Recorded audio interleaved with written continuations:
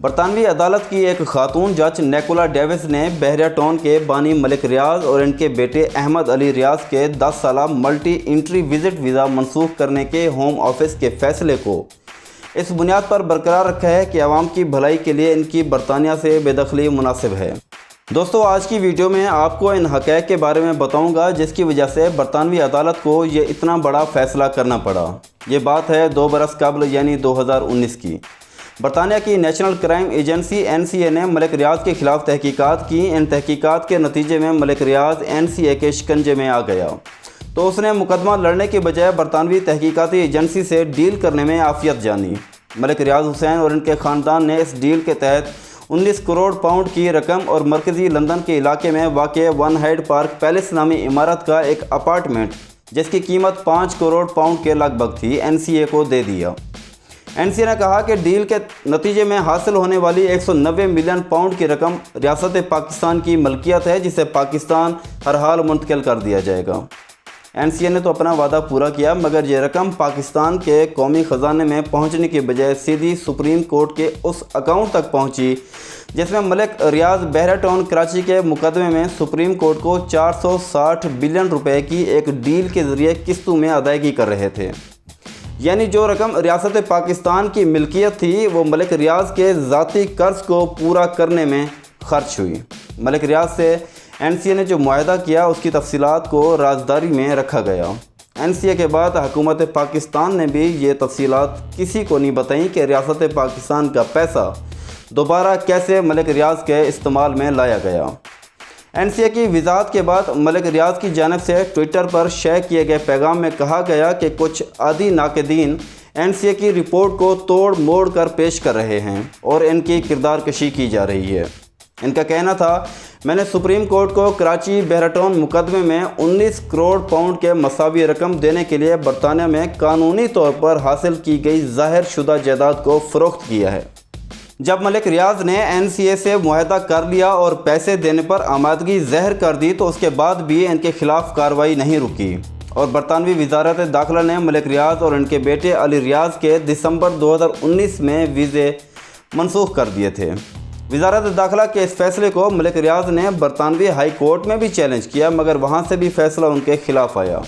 اس کے بعد ملک ریاض نے برطانوی ہائی کورٹ کے فیصلے کے خلاف کورٹ آف اپیل کا دروازہ بھی کھٹکھٹایا۔ ملک ریاض اور ان کے بیٹے کے پاس برطانیہ کے 10 سال کے لیے ملٹی انٹری وزٹ ویزے تھے۔ ملک ریاض کے ویزے کی یہ مدت 28 جولائی 2021 کو ختم ہو گئی جبکہ علی ریاض کا ویزا بھی رواں برس مئی میں زید المیعاد ہو گیا۔ برطانیہ نے ملک ریاض اور ان کے خاندان کے خلاف تحقیقات کے بعد معاہدہ تو ضرور کیا مگر اس معاہدے کے بعد ملک ریاض کی مشکلات میں مزید اضافہ ہوا اور برطانوی وزارت داخلہ نے ان کے خلاف مزید کارروائی عمل میں لائی۔ ملک ریاض اور ان کے خاندان کے خلاف یہ وجوہات دی گئیں کہ وہ اور ان کی ملکیت میں کمپنی بحریہ ٹاؤن بدعنوانی سمیت غیر قانونی اور مشکوک سرگرمیوں میں ملوث ہیں۔ برطانوی ججز نے تفصیلات کے ساتھ NCA کے فیصلے کا حوالہ دیا اور اس کے بعد ملک ریاض اور بحریہ ٹاؤن کے خلاف پاکستان میں عدالتی فیصلوں کا بھی تفصیل سے حوالہ دیا۔ برطانوی ججز کے مطابق کراچی بحریہ ٹاؤن میں ملک ریاض نے سپریم کورٹ کو 460 بلین روپے دینے کی حامی بھری جس سے بحریہ ٹاؤن کے غیر قانونی اقدامات میں ملوث ہونے کے ناقابل تردید شواہد ملتے ہیں۔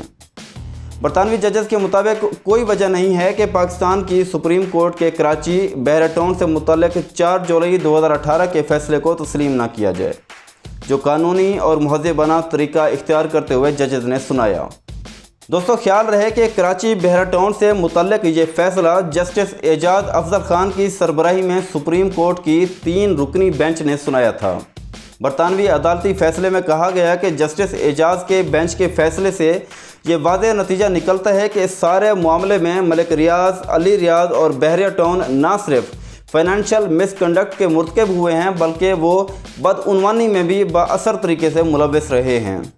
برطانوی ججز نے اپنے فیصلے میں NCA کے ساتھ ملک ریاض کے معاہدے کا بھی حوالہ دیتے ہوئے کہا کہ اثاثوں کو منجمد کرنے والے فیصلے کو اس وجہ سے ختم کیا گیا تھا کہ ملک ریاض اور ان کے بیٹے نے 190 ملین پاؤنڈز جیسی خطیر رقم دینے پر آمادگی ظاہر کر دی تھی۔ برطانوی ججز کے مطابق پاکستان کی سب سے بڑی عدالت کے جسٹس اعجاز افضل اور جسٹس فیصل عرب کی رائے کی بنیاد مخصوص اداروں اور کمپنیوں کا مخصوص زمین ہتھیانے جیسی ملوث سرگرمیوں میں تھا۔ برطانیہ کی وزارت داخلہ نے اس فیصلے کو اس وجہ سے اہمیت دی کہ اس میں بڑے سنجیدہ نوعیت کے تحفظات ظاہر کیے گئے تھے۔ برطانوی عدالت کے مطابق پاکستانی ججز کے کراچی سے متعلق اس فیصلے میں ملیٹ ڈیولپمنٹ اتھارٹی کی طرف سے 16,896 ایکڑ کی زمین کی قیمت کا تخمینہ لگایا گیا، جس کی قیمت ملک ریاض نے قسطوں میں ادا کرنے کی حامی بھری۔ پاکستان کی سپریم کورٹ کے فیصلے کا حوالہ دیتے ہوئے برطانوی ججز نے مزید کہا کہ وہ پاکستان کی سپریم کورٹ کے اس فیصلے سے اتفاق کرتے ہیں کہ بحیرہ ٹاؤن نے غیر قانونی سرگرمیوں کے ذریعے پیسہ بنایا۔ برطانوی عدالت کے فیصلے میں پاکستانی ججز کے بحیرہ ٹاؤن سے متعلق دیے گئے فیصلوں کے متعدد حوالہ جات دیے گئے اور پھر ملک ریاض، علی ریاض اور ان کی کمپنی بحیرہ ٹاؤن کی جیلی بینک اکاؤنٹ سے متعلق مقدمے میں بھی ملوث ہونے اور پھر ڈیل کرنے کا حوالہ بھی دیا گیا۔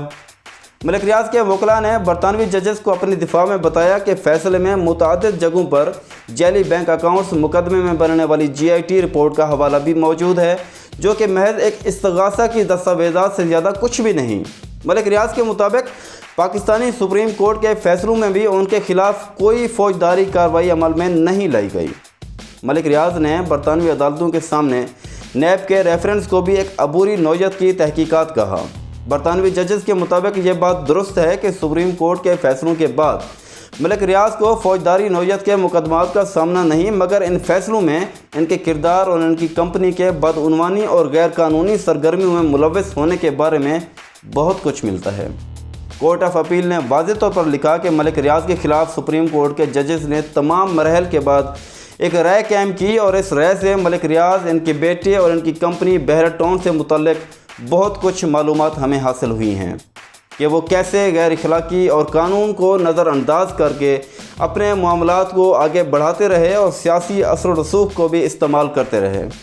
لہٰذا یہ عدالت بحیرہ ٹاؤن کے بانی ملک ریاض اور ان کے بیٹے احمد علی ریاض کے 10 سالہ ملٹی انٹری وزٹ ویزا کو منسوخ کرنے کے ہوم آفس کے اس فیصلے کو اس بنیاد پر درست قرار دیتی ہے کہ عوام کی بھلائی کے لیے ان کے لیے برطانیہ سے بے دخلی مناسب ہوگی۔ ناظرین کرام، ہماری اس کہانی کے بارے میں ایک کمنٹ ضرور دیجیے گا۔ ویڈیو پسند آنے کی صورت میں ویڈیو کو لائک کرتے ہوئے دوستوں کے ساتھ بھی ضرور شیئر کیجیے گا۔ ملتے ہیں انشاءاللہ ایک نئی ویڈیو کے ساتھ۔ اپنا خیال رکھیے گا، اپنے آس پاس لوگوں کا، اپنے اس چینل وطن عزیز پاکستان کا بھی۔ اللہ حافظ۔